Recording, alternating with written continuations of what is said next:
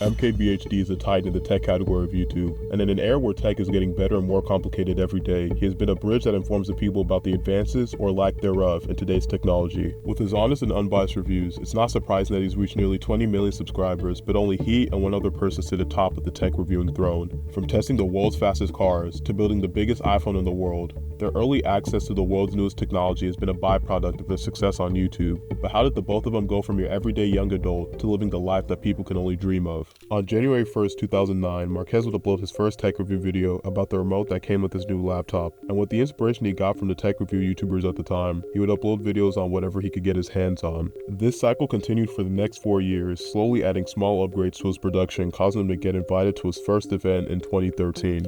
But at this point in his life, Marques is a full-time college student, balancing his ultimate frisbee career, his classes, and his 1 million subscriber YouTube channel. But it begged the question, why did he drop out? Many of the biggest YouTubers in the world dropped out of college without knowing whether they would be able to live off of YouTube. Some of the biggest names of the platform, like PewDiePie and David Dobrik, dropped out without having a dime to their name. So like a lot of friends that I don't really know that well, just all of a sudden meet me there and like, wait, you dropped out of school to sell hot dogs? It's kind of awkward, but luckily it worked out. While YouTubers like KSI and MrBeast dropped out once they were able to generate enough money to live on their own. Thankfully, I don't remember what happened. I remember sitting on the stairs in front of one of the college classrooms. I was like talking to James, one of the people you met, and I was like, yo, I don't know what the fuck's going on, but like I've just been grinding every hour of the day, and I just paid like 20 grand a month. I was like, I'm ready to like tell mom that I'm failing every class and move out tomorrow. And he's like, okay. This conflict would begin to rear its ugly head when Marques would start using his lecture times to stay up to date on gadgets and different tech-related events throughout the world. Even his professor would ask him why he's still in college despite his success on YouTube. Yeah, not only did I look at my channel as a case study, I had professors look at me and my channel as a case study, which is funny. That's cool. I did have a professor go, why haven't you dropped out? Like literally asked me why I didn't drop out during my junior year, which I thought was strange. But despite knowing that he was going to do YouTube after he finished college, his rival on the other side of the world would be struggling to answer the same question. Mrwhosetheboss was born and raised in Nottingham, England into a family of 5 with his parents, his brother, and his sister, and he would grow up with the same defining trait as Marques, their love for random electronics. But his life growing up was not something that he was very fond of, as he would often get bullied in school. Constantly tell me, like every touch point I had with another person was generally a negative one. It's like, oh, you're really nerdy. Oh, you're really lanky. Oh, your skin is awful. Oh, you need to shave that beard of yours, or if you call it a beard. So I just didn't have a very good impression of myself. He would still dream with his best friend about having a YouTube channel where he would finally take action when his brother got him his first phone. So my brother bought me my first smartphone. And I think especially relative to my real life at the time, this smartphone was like, it was like a guilty pleasure. Like I just fell in love with that thing. And so like naturally just learned as much as I could about it.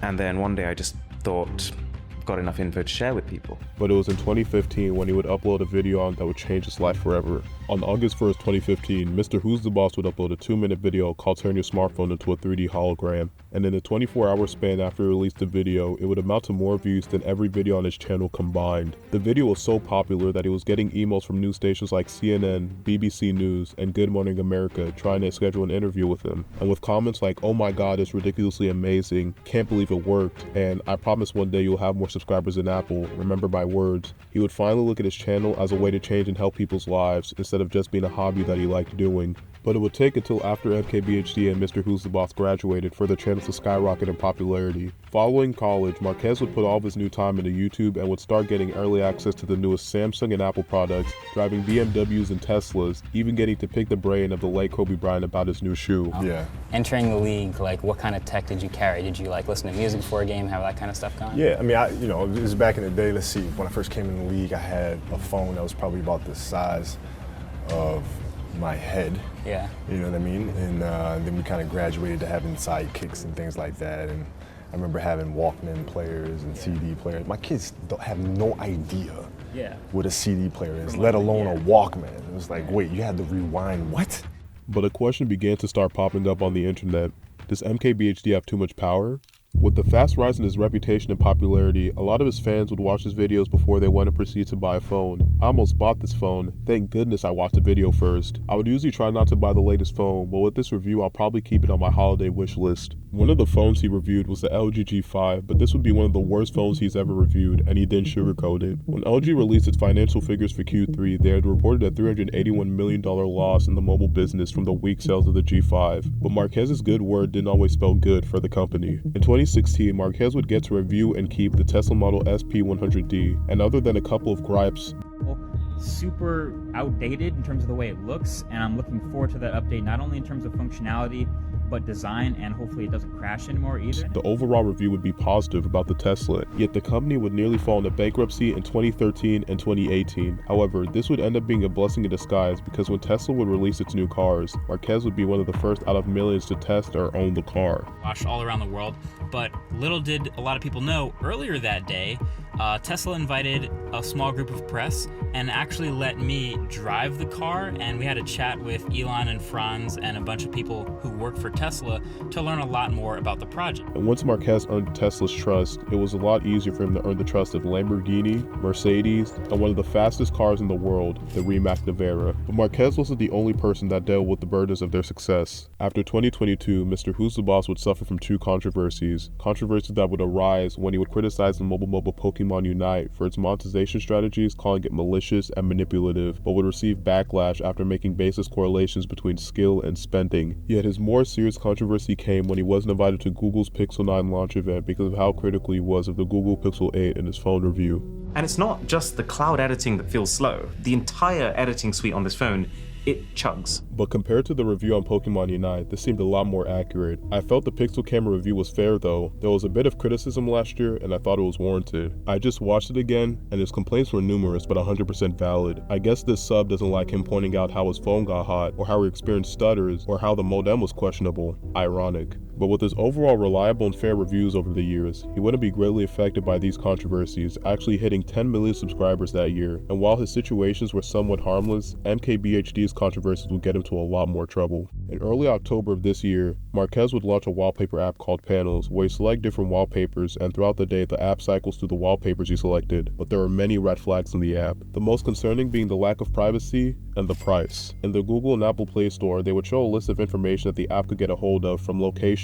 to contact info, data usage, and search history. He would then upload a YouTube video later that week, clearing up the speculations and worries that had been talked about, but the damage had already been done. In the Google Play Store, the app had a 2.5 out of 5-star rating and a 3-star rating in the Apple Play Store. But it was not because of the data concerns, it was because of the cost. To use the app properly and without ads, you would need to buy a $50 per year subscription, and to justify the cost, he would let the viewers know that half of the revenue generated would go to the artist, but would soon be found out that a lot of the wallpapers were AI generated, meaning that the artists weren't actually hand making the wallpapers. Yeah, okay. I wouldn't even have any issue if we actually paid the artists. I think they deserve the money for the time they've spent mastering the art and actually making the piece. But this collection, for example, was clearly generated by some AI model and upscaled. You can see the typical artifacts that AI struggles with.